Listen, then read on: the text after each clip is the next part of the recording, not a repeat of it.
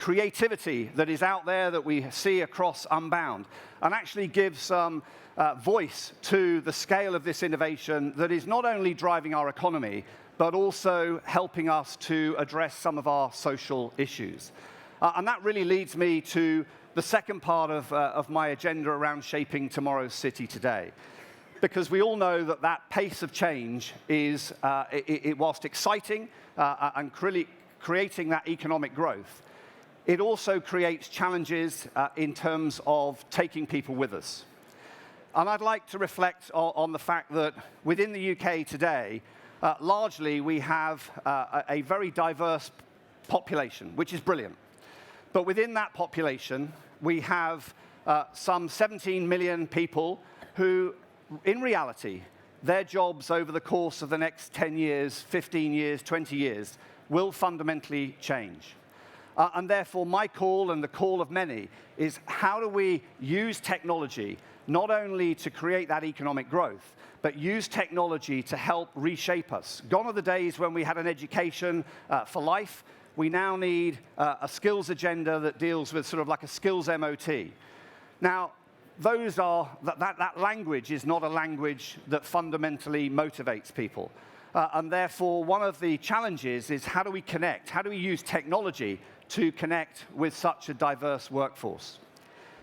But there is a second group of people who we need to reflect upon. Because whilst digitization of our industries is driving that economic growth, there is also a risk that it is becoming not divisive, but it is creating a separation in our population.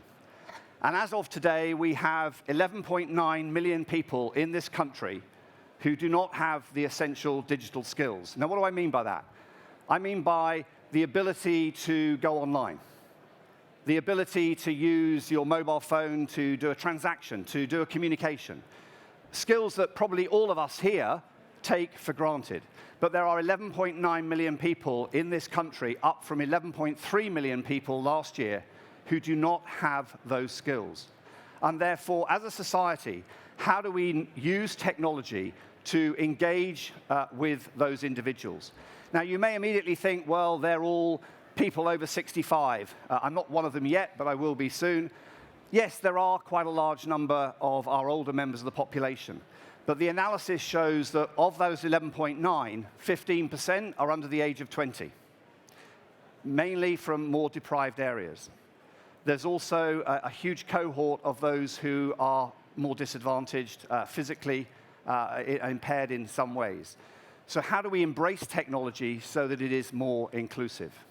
And that really leads me to my ask, which is there is some fantastic, absolutely fantastic entrepreneurism out here. There's some fantastic technologies that we are leveraging. And I'm seeing many of those as I travel around the country. I'm going to be in Leeds, Sheffield, and Manchester next week, Edinburgh the week after, and then off to Australia and India with many startups. But how do we engage the entrepreneurial population, the startups, as well as our large companies to take on that digital skills agenda? So that not only can we create the economic growth that is powering the UK economy, but also ensure that we take everyone with us. So I'll leave you with that thought, and Andrew, hand over to you. Thanks so much, Peter. Absolutely wonderful that you're making this a core part of your year as Lord Mayor. I wanted to invite to the stage now as well someone else who is very involved in this area, Gori, Yahaya. Gori is the founder and CEO of UpSkill Digital, very active in this area. And Gori, can I ask you, just as you come to the stage, do you see that same problem? What are the sort of digital skills that people are lacking? What do you see as the core issues here? It's a big question. As the Lord Mayor mentioned, defining digital skills actually is one of the biggest problems that we have. Digital skills can mean a broad range of things. It's all about the context. Of course, from a role perspective, digital skills to an office manager, different digital skills for a data scientist, for example. But it broadly means the skills somebody needs to be able to use or engage with technology to perform a task or solve a problem.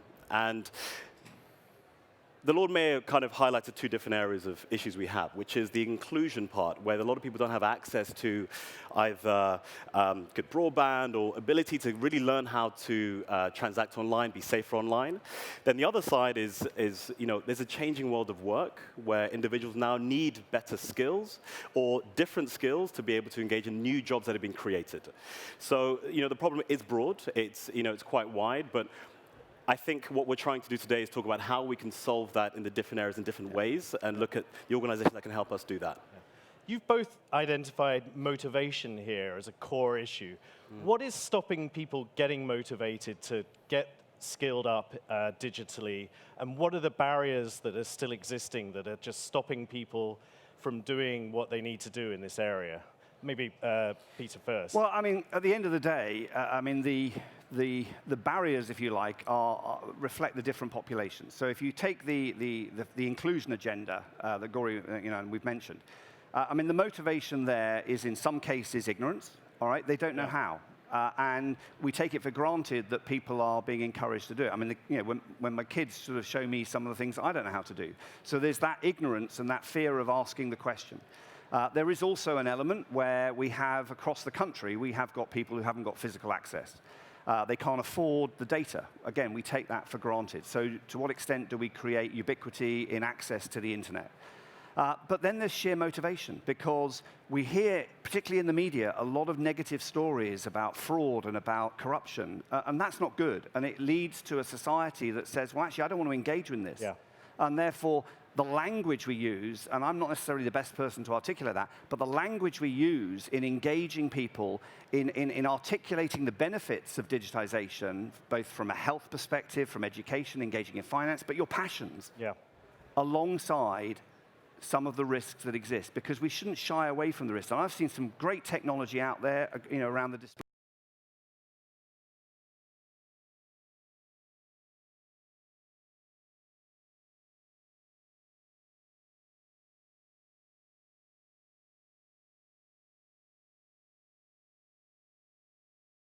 Get people more motivated. I mean, the Lord Mayor mentioned it. It's not knowing what you need to know, right? Not knowing what you need to learn, right. Or also not understanding how best to implement training within your company. There are, I think, something around over half of the UK workforce doesn't have the skills, the digital skills they need to operate, more productively, more efficiently, and we have a huge productivity gap in the UK. It costs us something around £65 billion, and many either small companies or large-scale sort of corporates struggle to find a way to identify what people need, what the gap is, which hence they don't have the motivation to implement something, which is an issue there. But on the other side, individuals are thinking, what skills do I need for the future, right? And how do I find them out? Because new jobs are going to be created. Some people need to reinvent themselves for a particular role. So, motivation is, how we solve that is by, getting the terminology right, making sure people are aware of the importance of continuously learn, and how you can get access to that, not just through online learning, but through face-to-face engagement with colleagues, friends that can tell you about what they've learned and how they can help themselves, help you grow. Now, Lord Mayor, as we said, you've got a year in office. You've talked about creating a coalition for digital intelligence. What do you mean by that? What's going to be the aim of that? Is this about getting companies to share knowledge, that kind of thing? Can you talk a little bit to that? So, I mean, I think we've largely been recognizing this challenge of the digital skills gap. And so, actually, if you look and do some analysis across the UK today, I mean, there are some fantastic initiatives out there, whether it's Google Garage, Barclays Life Skills, individual charity organizations, the Good Things Foundation. So there's some fantastic initiatives. And government is also seeking to try and lay some foundations with the essential digital skills sort of definitions, again, starting to get into the vernacular, the things that we need to feel comfortable with. But it's fragmented. Right. It's like a jigsaw without the picture. Yeah. You've got all these pieces all over the place. And so the reality is and again, it's the language. How do you communicate what it is that we need to undertake? I'll call it the map, all right? But then how do we, having created that map of where the needs are, and the different groups of the population, how do you then motivate them? So we're working with the creative and media industries. We've got a meeting with them on the 1st of August, where DCMS, Department of Digital Culture and Media and Sports, together with the 30-odd companies, we're looking at how do we engage?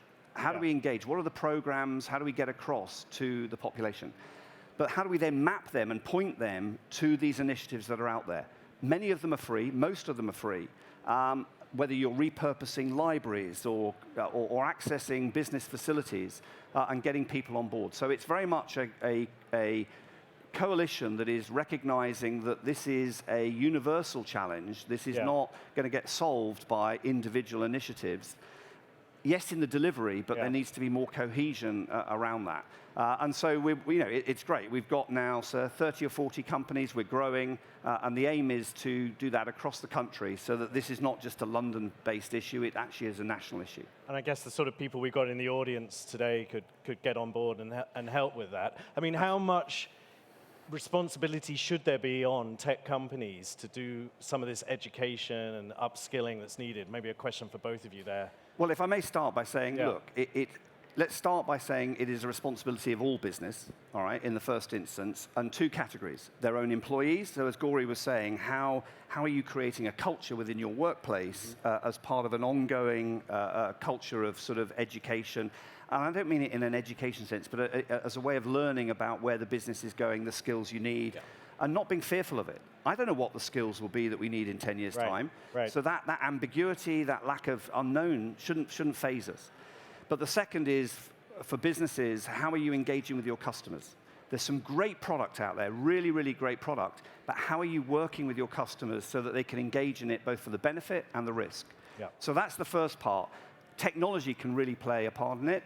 Whereas the next unicorns could well come from this space. If we can create the tools that people can champion, that would be great. Gori, perspective on this? I'll second that. I think we have a room full of amazing tech entrepreneurs in here, people working on some phenomenal products, and they're engaging their customers to help them live better digital lives, technically, right? So what they can do is, as Lord Mayor had mentioned, is how do you help them truly get hands-on with it, but also be vigilant of how they share their data, how they can feel more in control of things like that, because that is one of the issues that we have where people sort of feel fearful towards what might go wrong when they use certain products. And I feel, a lot of tech companies sort of think we have to be able to just sell the product, make sure they're using it, and we're winning there. But there's sort of an extra layer that they need to consider, which is how do we help them really get value out of this product to improve their lives, right? So there are companies like, Instagram rolled out their anti-bullying feature, for example. So they're thinking a little bit along the lines of how can we, from a social impact perspective, really support some of the issues that build. And also companies like Google, as Lord Mayor mentioned, have a digital garage program that provides free training, across the board. So tech companies aren't all equipped to be able to give everything out for free, but at the same time, they can be very conscious of how they are educating their customers on their products to hopefully help them live better lives and be more, just basically support them as best as they can. Cool. Well, let's get a perspective from the audience out there. Does anyone have any questions for our two panelists on this topic? If you could just raise your hand, we'll get a microphone to you. If you can see them. Yeah, exactly. If you could just say who you are and where you're from, that'd be great.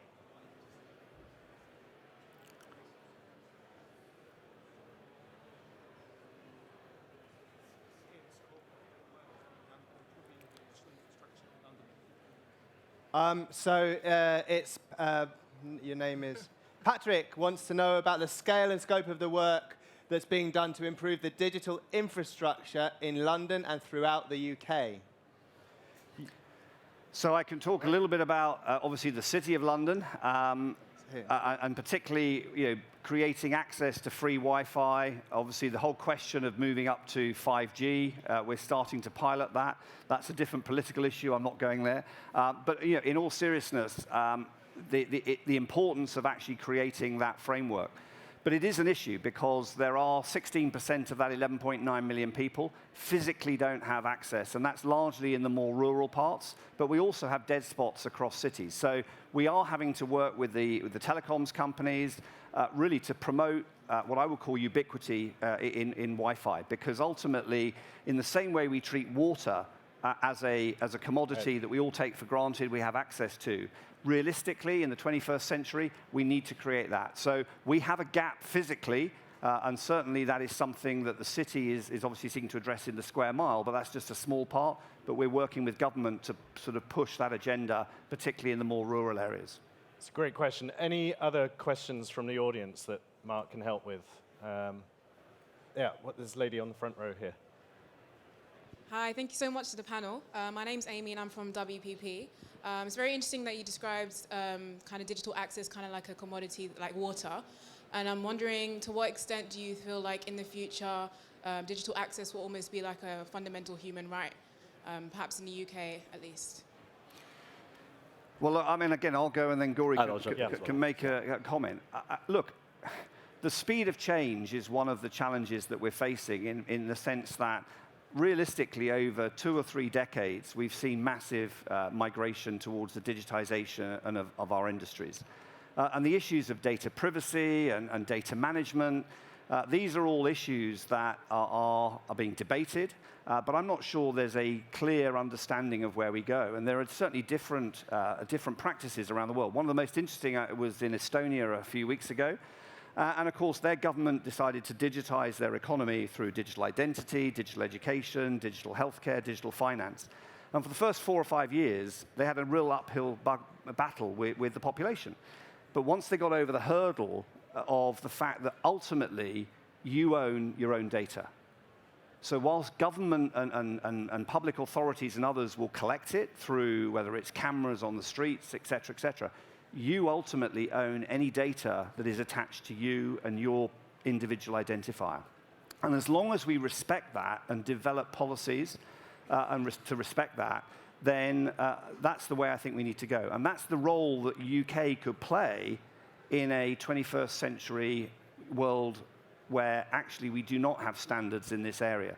So we need to help to forge that not only across the UK, but actually internationally and create a set of standards that are fit for the 21st century. And I'll jump in on that with regards to the entitlements that we think adults should have in the UK. So the government only rolled out the essential digital skills entitlement. So the same way that any adult should have access to maths and English skills, now in the UK as of next year, you will have the ability to get access to digital skills training, for free. And that's really important. It shows that we're kind of moving in the right direction as a country, as a city in London, but also as a country to help ensure that everybody gets to the mark that we need to progress moving forward. Productivity will benefit off the back of it.